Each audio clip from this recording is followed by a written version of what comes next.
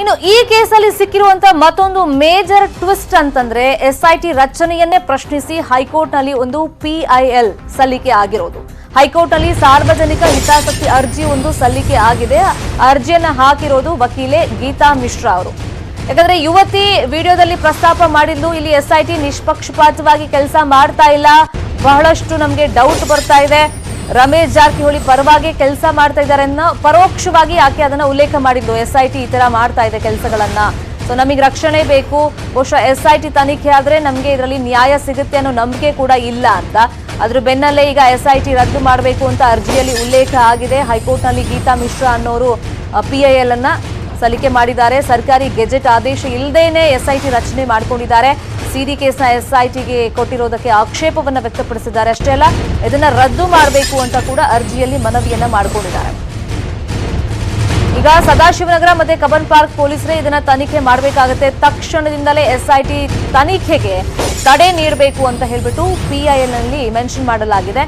ಹಾಗಾಗಿ ಈಗ ಕುತೂಹಲ ಕೆರಳಿಸ್ತಾ ಇದೆ. ಏನೆಲ್ಲ ಕಾನೂನಾತ್ಮಕವಾಗಿ ಈಗ ರೂಟ್ಗಳಿದೆ, ಏನ್ ಆಗಬಹುದು ಈ ಕೇಸ್ನಲ್ಲಿ ಅನ್ನೋದನ್ನ ನೋಡ್ಬೇಕಾಗುತ್ತೆ. ಒಂದು, ಇದು ಹೈ ಪ್ರೊಫೈಲ್ ಕೇಸ್, ಎಲ್ರಿಗೂ ಗೊತ್ತಿರೋ ವಿಚಾರ, ಬಹಳ ಸೂಕ್ಷ್ಮ ವಿಚಾರಗಳು ಕೂಡ ಇದರಲ್ಲಿದೆ. ಯಾಕಂದ್ರೆ ರಾಜಕೀಯ ಕೂಡ ಸಾಕಷ್ಟು ಮಿಕ್ಸ್ ಆಗಿದೆ. ಮತ್ತೆ ಆಕೆ ಬಂದು ಹೇಳಿಕೆ ಕೊಟ್ಟರು ಕೂಡ ಆಕೆಗೆ ಬೆದರಿಕೆ ಇದೆ ಅಂತ ಆಕೆನೆ ಹೇಳ್ಕೊಳ್ತಾ ಇದ್ದಾಳೆ. ಹಾಗಾಗಿ ಆಕೆಗೆ ಪ್ರೊಟೆಕ್ಷನ್ ಕೊಡೋದು ಕೂಡ ವೆರಿ ವೆರಿ ಇಂಪಾರ್ಟೆಂಟ್. ಇನ್ನು ಆಕೆ ಕೊಡುವಂತ ಸ್ಟೇಟ್ಮೆಂಟ್, ಒಂದು ವೇಳೆ ಆಕೆನೂ ಬಂದು ನನಗೆ ಎಸ್ಐಟಿ ಮೇಲೆ ನಂಬಿಕೆ ಇಲ್ಲ, ನನಗೆ ನ್ಯಾಯ ಸಿಗುತ್ತೆ ಅಂತ ಅನ್ನಿಸ್ತಾ ಇಲ್ಲ ಅಂತ ಒಂದು ವೇಳೆ ಜಡ್ಜ್ ಮುಂದೆ ಇವತ್ತು ಆಕೆ ಬಂದು ಸ್ಟೇಟ್ಮೆಂಟ್ ಕೊಟ್ರೆ, ಸೊ ಯಾರ ಮುಖಾಂತರ ತನಿಖೆಯನ್ನ ಮಾಡಿಸ್ತಾರೆ ಜಡ್ಜ್ ಅದನ್ನ ನೋಡ್ಬೇಕಾಗತ್ತೆ.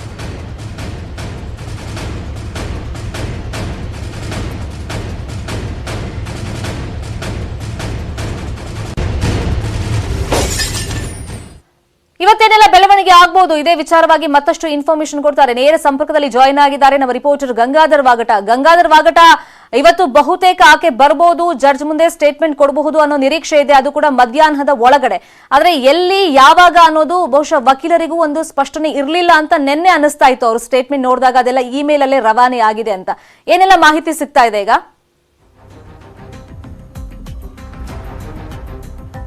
ಶರ್ಮಿತಾ, ರಮೇಶ್ ಜಾರಕಿಹೊಳಿ ಸಿಡಿ ಪ್ರಕರಣ ದಿನಕ್ಕೊಂದು ಗಂಟೆಗೊಮ್ಮೆ ನಾಟಕೀಯ ಬೆಳವಣಿಗೆಗಳಾಗ್ತಾ ಇದ್ದು ಗಂಭೀರ ಸ್ವರೂಪವನ್ನ ಪಡ್ಕೊಳ್ತಾ ಇದೆ. ದಿನಕ್ಕೊಂದು ಆಯಾಮ ಸಹ ಪಡ್ಕೊಳ್ತಾ ಇರುವಂತದ್ದು.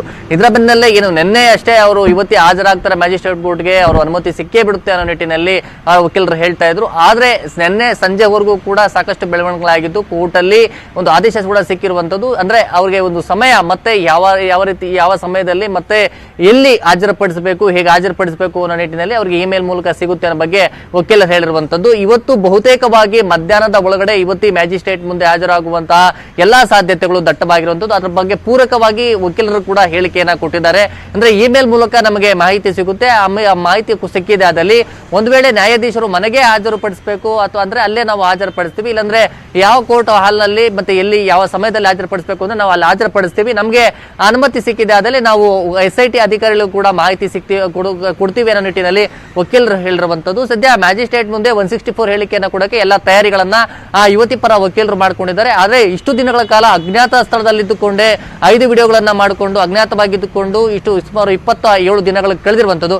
ಇವತ್ತು ಒಂದು ಬಹುತೇಕವಾಗಿ ಇವತ್ತಿ ಮ್ಯಾಜಿಸ್ಟ್ರೇಟ್ ಮುಂದೆ ಹಾಜರಾದಲ್ಲಿ ಈ ಪ್ರಕರಣಕ್ಕೆ ತಾರ್ಕಿಕ ಅಂತ್ಯ ಸಿಗುವಂತಹ ಎಲ್ಲ ಸಾಧ್ಯತೆಗಳಿರುವಂತದ್ದು. ಸದ್ಯ ಇದರ ಬೆನ್ನಲ್ಲೇ ಈಗ ಕೋರ್ಟ್ ಮುಂದೆ ಹಾಜರಾಕುವ ಎಲ್ಲ ತಯಾರಿಯನ್ನ ಇವತ್ತಿ ನಡೆಸಿದ್ರೆ, ಮತ್ತೊಂದು ಕಡೆ ಕಬ್ಬನ್ ಪಾರ್ಕ್ ನ ಪೊಲೀಸರು ಕೂಡ ಮತ್ತೊಂದು 3ನೇ ನೋಟಿಸ್ ಅನ್ನ ಏನಂದ್ರೆ ಇವತ್ತಿ ಏನು ದೂರು ಕೊಟ್ಟಿದ್ರು ಆ ದೂರಿನ ಆಧಾರವಾಗಿ ಈಗ ಮತ್ತೊಂದು ನೋಟಿಸ್ ಅನ್ನ ಇವತ್ತಿಗೆ ವಕೀಲರ ಮೂಲಕ ತಲುಪಿಸಿದ್ದಾರೆ. ಆದ್ರೆ SIT ಬಗ್ಗೆ ನಂಬಿಕೆ ಇಲ್ಲ, ವಿಶ್ವಾಸವಿಲ್ಲ ಅನ್ನೋ ಬಗ್ಗೆ ಈಗಾಗಲೇ ಈ ವಿಡಿಯೋಗಳ ಕೊಟ್ಟ ಹೇಳಿಕೆಯನ್ನ ಕೊಟ್ಟಿರುವಂತದ್ದು. ಹೀಗಾಗಿ ಒಂದು ವೇಳೆ ಏನಾದ್ರೂ ಮ್ಯಾಜಿಸ್ಟ್ರೇಟ್ ಮುಂದೆ ಹಾಜರಾಗಿದ್ದಾದಲ್ಲಿ ಆ SITಯ ಒಂದು ಮಹಿಳಾ ಒಂದು SI ನೇತೃತ್ವದಲ್ಲಿ ಒಂದು 6 ಸಿಬ್ಬಂದಿಗಳ ನೇತೃತ್ವದಲ್ಲಿ ಅವರಿಗೆ ಭದ್ರತೆಯನ್ನ ಕೊಡೋ ನಿಟ್ಟಿನಲ್ಲಿ ಎಲ್ಲ ಒಂದು ಸಿದ್ಧತೆಯನ್ನ SIT ಅಧಿಕಾರಿಗಳು ಸಹ ಮಾಡಿಕೊಂಡಿದ್ದಾರೆ.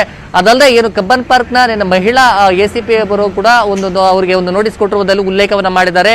161 ಮತ್ತೆ 164 ಹೇಳಿಕೆಯನ್ನು ದಾಖಲು ಮಾಡಿಕೊಳ್ಬೇಕು, ಮೆಡಿಕಲ್ ಎಕ್ಸಾಮಿನೇಷನ್ಸ್ ಅನ್ನ ಮಾಡಬೇಕಾಗುತ್ತೆ, ಪಂಚನಾಮೆ ಮಾಡಬೇಕು, ಹೀಗಾಗಿ ನೀವು ಖುದ್ದು ಹಾಜರಾಗಬೇಕು ಅಂತ ಹೇಳಿ ಒಂದು ನೋಟಿಸ್ ಅನ್ನ ಕೊಟ್ಟಿದ್ದಾರೆ. ಇದರ ಬೆನ್ನಲ್ಲೇ ಈಗ ಮ್ಯಾಜಿಸ್ಟ್ರೇಟ್ ಮುಂದೆ ಹಾಜರಾಕಿ ಅವರ ವಕೀಲರು ಕೂಡ ಸಾಕಷ್ಟು ಸಿದ್ಧತೆಗಳನ್ನ ಮಾಡಿಕೊಂಡಿದ್ದಾರೆ. ಅಲ್ಲಿ ಒಂದು ವೇಳೆ ಏನಾದರೂ ಯುವತಿ ಒಂದು ಹೇಳಿಕೆಯನ್ನ 164 ಹೇಳಿಕೆಯನ್ನ ಕೊಟ್ಟಿದ್ದೇ ಆದಲ್ಲಿ ಮಾಜಿ ಸಚಿವ ರಮೇಶ್ ಜಾರಕಿಹೊಳಿಗೆ ಒಂದು ಸಂಕಷ್ಟ ಎದುರಾಗುವಂತಹ ಸಾಧ್ಯತೆಗಳಿದ್ದಾವೆ. ಯಾಕಂದ್ರೆ ಅಲ್ಲಿ ಒಂದು ಬಾರಿ ಮ್ಯಾಜಿಸ್ಟ್ರೇಟ್ ಮುಂದೆ 164 ಹೇಳಿಕೆಯನ್ನ ದಾಖಲು ಮಾಡಿದ್ರೆ ಅದು ಒಂದು ಮಹತ್ವವನ್ನ ಪಡ್ಕೊಳ್ಳಿದೆ. ಅನಂತರ ಏನು ಯುವತಿಯನ್ನ SIT ಅಧಿಕಾರಿಗಳು ಕೋರ್ಟ್ ಸೂಚನೆ ಬೆನ್ನಲ್ಲೇ ಆಕೆಯನ್ನ ಏನು ಮೆಡಿಕಲ್ ಎಕ್ಸಾಮಿನೇಷನ್ ಆಗಿರ್ಬೋದು ಮತ್ತೆ ಪಂಚನಾಮೆ ಮಂಜೂರು ಮಾಡೋಕ್ಕೂ ಕೂಡ ಅವರು ಸೂಚನೆಯನ್ನು ಕೂಡ ಅದೇ ರೀತಿಯಲ್ಲಿ ಅವರು ತನಿಖೆಯನ್ನು ನಡೆಸಬೇಕಾಗುತ್ತೆ. ಆದ್ರೆ 164 ಹೇಳಿಕೆ ಕೊಡುವಂತಹ ಒಂದು ಕಾಯುವ ತಂತ್ರಕ್ಕೆ ಈಗ ರಮೇಶ್ ಜಾರಕಿಹೊಳಿ ಮುಂದಾಗಿರುವಂತದ್ದು. ಒಂದ್ ವೇಳೆ ಇವತ್ತು ಒಂದು ವೇಳೆ ಯುವತಿ ಹಾಜರಾಗುವಂತಹ ಒಂದು ಬಗ್ಗೆ ಮಾಹಿತಿ ಮುನ್ಸೂಚನೆ ಸಿಕ್ಕಿದೆ, ಆದಲ್ಲಿ ನಿರೀಕ್ಷಣಾ ಜಾಮೀನಿಗೆ ರಮೇಶ್ ಜಾರಕಿಹೊಳಿ ಕೂಡ ಅರ್ಜಿ ಹಾಕುವಂತ ಎಲ್ಲಾ ಸಾಧ್ಯತೆಗಳು ಇದಾವೆ. ಆದ್ರೆ 164 ಹೇಳಿಕೆಯನ್ನು ಕೊಡೋಕೆ ಯಾವ ರೀತಿ ತಯಾರಿಯನ್ನ ಮಾಡ್ಕೊಂಡಿದ್ದಾರೆ ಅನ್ನೋ ಬಗ್ಗೆ ಕೂಡ ಮಾಹಿತಿಯನ್ನ ಈಗ ಅದ್ರ ಬಗ್ಗೆ ಕೂಡ ಅಂದ್ರೆ ಈಗ ಅವರು ವಕೀಲರಾಗಿರುವಂತದ್ದು ಮತ್ತೆ ವಕೀಲರಂತ ಶ್ಯಾಮ್ ಸುಂದರ್ ಜೊತೆ ಮತ್ತೆ ಹಿರಿಯ ವಕೀಲ ಜೊತೆ ತಡರಾತ್ರಿವರೆಗೂ ಕೂಡ ರಮೇಶ್ ಜಾರಕಿಹೊಳಿ ಅವರು ಚರ್ಚೆಯನ್ನು ನಡೆಸಿದ್ದಾರೆ ಅಂತ ಹೇಳಲಾಗ್ತಾ ಇದೆ. ಇವತ್ತು ಏನೆಲ್ಲ ಬೆಳವಣಿಗೆಗಳಾಗಬಹುದು, ನಿನ್ನೆ SIT ಅಧಿಕಾರಿಗಳ ಮುಂದೆ ವಿಚಾರಣೆ ಆದ ಸಂದರ್ಭದಲ್ಲಿ ಏನೆಲ್ಲ ಒಂದು ಆಯಾಮದಲ್ಲಿ ಅವರನ್ನ ಪ್ರಶ್ನೆಗಳ ಮಾಡಿದ್ರು, ಅದ್ರ ಬಗ್ಗೆ ಕೂಡ ಅವರ ಈಗ ಸದ್ಯ ಅದ್ರ ಬಗ್ಗೆ ಚರ್ಚೆಯನ್ನ ಮಾಡಿದ್ದಾರೆ. ಇವತ್ತು ಬಹುತೇಕವಾಗಿ ಯುವತಿ ಮ್ಯಾಜಿಸ್ಟ್ರೇಟ್ ಮುಂದೆ ಹಾಜರಾಗಿದ್ದೆ ಆದಲ್ಲಿ ಒಂದು 64 ಹೇಳಿಕೆ ಕೊಟ್ಟಿದ್ದಾದಲ್ಲಿ ಬೇರೆ ಒಂದು ಸ್ವರೂಪವನ್ನ ಪ್ರಕರಣ ಪಡ್ಕೊಳ್ಳುವಂತಹ ಸಾಧ್ಯತೆ ಇದೆ. ಶರ್ಮಿತಾ ಶೆಟ್ಟಿ, ಗಂಗಾಧರ್ ವಾಗಟ ಆಕೆ ಬಂದು 164 ಅಡಿಯಲ್ಲಿ ಸ್ಟೇಟ್ಮೆಂಟ್ ಕೊಟ್ಟ ಮೇಲೆ ಆಗುವಂತ ಪಾಸಿಬಿಲಿಟೀಸ್ ಬಗ್ಗೆ ಚರ್ಚೆ ಆಯ್ತು. ಒಂದ್ ವೇಳೆ ಈಗ ನಿನ್ನೆ ಅನುಮತಿ ಕೊಟ್ಟಿದಾರಲ್ಲ ರಿಜಿಸ್ಟ್ರಾರ್ ಮುಖಾಂತರ, ಸೊ ಅಲ್ಲಿ ಇವತ್ತೇ ಹಾಜರಾಗಬೇಕು, ಡೇಟ್ ಮತ್ತೆ ಪ್ಲೇಸ್ ಅನ್ನ ಕೊಟ್ಟಿದ್ದೆ, ಅದರಲ್ಲಿ ಟೈಮ್ ಅನ್ನ ಕೊಟ್ಟಿದ್ದೆ ಆದಲ್ಲಿ ಆಕೆ ಇವತ್ತು ಒಂದು ವೇಳೆ ಹಾಜರಾಗದೇ ಇದ್ರೆ ಒಂದ್ ಕಡೆ, ಇನ್ನೊಂದು ಕಡೆ ಈಗ ಪೊಲೀಸ್ ಡಿಪಾರ್ಟ್ಮೆಂಟ್ ನಿಂದ ಪದೇ ಪದೇ ನೋಟಿಸ್ ಆಕೆಗೆ ಇಶ್ಯೂ ಆಗಿದೆ. ಮೊನ್ನೆ ಆಕೆ ಪರ ಲಾಯರ್ ಯಾರು ಅಂತ ಗೊತ್ತಾದ್ಮೇಲೂ ಕೂಡ ಅವ್ರ ಮುಖಾಂತರ ಕೂಡ ನೋಟಿಸ್ ಅನ್ನ ಕೊಟ್ಟಿದ್ದಾರೆ. ಸೊ ಇವತ್ತು ಆಕೆ ಅದಕ್ಕೂ ರಿಪ್ಲೈ ಮಾಡಿಲ್ಲ, ಮ್ಯಾಜಿಸ್ಟ್ರೇಟ್ ಮುಂದೆ ಬಂದು ತನ್ನ ಸ್ಟೇಟ್ಮೆಂಟ್ ಅನ್ನು ಕೊಡ್ಲಿಲ್ಲ ಅಂದ್ರೆ ಆಕೆ ಮೇಲೆ ಏನು ಆಕ್ಷನ್ಸ್ ಆಗ್ಬೋದು?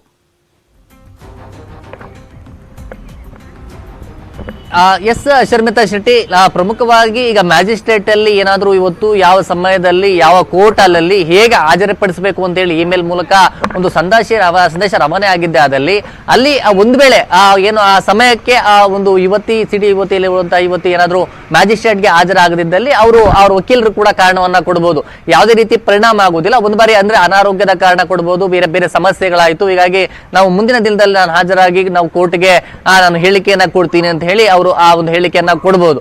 ಆದ್ರೆ ಈಗ ಮತ್ತೆ ಯಾಕಂದ್ರೆ ಇದುವರೆಗೂ ಕೂಡ 3 ಬಾರಿ ನೋಟಿಸ್ ಅನ್ನ ಕೊಟ್ಟಿದ್ದಾರೆ. ಒಂದು ವೇಳೆ ಏನಾದ್ರೂ ಕೋರ್ಟ್ ಅಲ್ಲಿ ಪ್ರಶ್ನೆ ಮಾಡಿದ್ರೆ ಈ ಒಂದು FIR ಪ್ರಕರಣಕ್ಕೆ ಸಂಬಂಧಪಟ್ಟಂತೆ ನೀವು ಯಾವ ರೀತಿ ಕ್ರಮ ಕೈಗೊಂಡಿದ್ದೀರಿ, ಯುವತಿ ಪರವಾಗಿ ಯಾವ ರೀತಿ ತನಿಖೆಯನ್ನ ಮಾಡಿದ್ದೀರಿ, ಆರೋಪಿ ಸ್ಥಾನದಲ್ಲಿ ಇರೋರು ನಾವು ವಿಚಾರಣೆ ಮಾಡಿದ್ರೆಲ್ಲ ಕೂಡ ಪ್ರಶ್ನೆ ಮಾಡಿದ್ರೆ ಅದಕ್ಕೆಲ್ಲ ರೀತಿಯ SIT ಅಧಿಕಾರಿಗಳು ಸಿದ್ಧತೆಯನ್ನ ಮಾಡ್ಕೊಂಡಿದ್ದೀರಿ. ಅವರು ಏನು 3 ಬಾರಿ ಕೊಟ್ಟಿರುವಂತಹ ನೋಟಿಸ್, ವಕೀಲರ ಮೂಲಕ ಕಳಿಸಿರುವಂತಹ ನೋಟಿಸ್ ಅನ್ನ ಕೋರ್ಟ್ ಅಲ್ಲಿ ಆ ಮ್ಯಾಜಿಸ್ಟ್ರೇಟ್ ಮುಂದೆ ಅವರು ಹಾಜರುಪಡಿಸ್ತಾರೆ. ಅದಲ್ಲದೆ ಆರೋಪಿ ಸ್ಥಾನದಲ್ಲಿರುವಂತಹ ರಮೇಶ್ ಜಾರಕಿಹೊಳಿ ನಾವು 4 ಗಂಟೆಗಳ ಕಾಲ ವಿಚಾರಣೆಯನ್ನ ಮಾಡಿದ್ದೇವೆ ಅಂತ ಹೇಳಿ ಅವರು ಕೂಡ ಆ ಸಾಕ್ಷ್ಯಗಳನ್ನ ಅವರು ಏನು ಕೋರ್ಟ್ ಮುಂದೆ ಹಾಜರುಪಡಿಸುವಂತದ್ದು. ಇಷ್ಟೆಲ್ಲ ಬೆಳವಣಿಗೆ ಆದ್ರೂ ಕೂಡ ಇವತ್ತಿಗೆ 3 ಬಾರಿ ನೋಟಿಸ್ ಕೊಟ್ಟರು ಕೂಡ ಯುವತಿ ವಿಚಾರಣೆಗೆ ಹಾಜರಾಗಿಲ್ಲ ಅಂತ ಹೇಳಿ ಯುವತಿಯ ವಿರುದ್ಧವಾಗಿ SIT ಅಲ್ಲಿ ವಕಾಲತನ್ನ ವಹಿಸುತ್ತೆ. ಆದ್ರೆ ಇಲ್ಲಿ ಪ್ರಮುಖವಾಗಿರುವಂತದ್ದು ಯುವತಿಯೇ ಮ್ಯಾಜಿಸ್ಟ್ರೇಟ್ ಮುಂದೆ ಕೊಡುವಂತಹ ಹೇಳಿಕೆ ಬಹಳ ಪ್ರಾಮುಖ್ಯತೆಯನ್ನು ಪಡೆದಿದೆ. ಇದ್ರ ಮೇಲೆ ಒಂದು ಪ್ರಕರಣ ಒಂದು ಆಯಾಮ ಪಡ್ಕೊಳ್ಳುವಂತಹ ಸಾಧ್ಯತೆ ಇರುತ್ತೆ. ಗಂಗಾಧರ್ ವಾಗಟ ತಮ್ಮೆಲ್ಲ ಇನ್ಫಾರ್ಮೇಶನ್